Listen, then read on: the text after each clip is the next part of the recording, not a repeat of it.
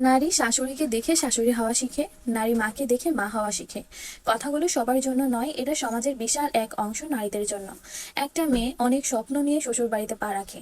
মেয়েটা নিজের মা বাবা ভাই বোন নিজের সকল সত্তা ত্যাগ করে আসে স্বামীর ঘরে। শুরু থেকেই কোনো মেয়ে শ্বশুর বাড়িতে এসে বেয়াদবি করে না।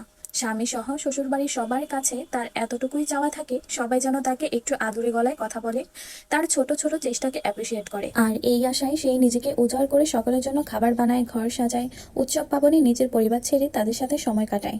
একটা সময় তাদেরকে বংশধর দিতে নিজের জীবন বাজি রাখে। নিজের নিজস্ব পরিবার পরিবেশ ছেড়ে মেয়েটা একটা নতুন পরিবেশে, নতুন পরিবারে আসা খাপ খাইয়ে নিতে চেষ্টা করে। কিন্তু ছেলের পরিবার মেয়েটার এই চেষ্টাকে মূল্য দিতে জানে না।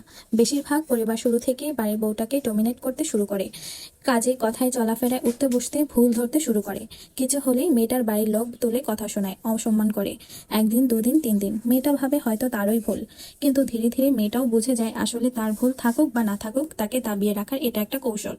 একটা সময় কৌশল মেয়েটাও শিখে যায়। সে তার সকল চেষ্টা শেষ করে দেয়, শুরু করে প্রতিদ্বন্দ্বিতা। নীরবে আর কতই সহ্য করবে, শুরু করে প্রতি উত্তর। মেয়েটাও একসময় শ্বশুর বাড়িতে প্রতিবাদী কণ্ঠে কথা বলা শুরু করে।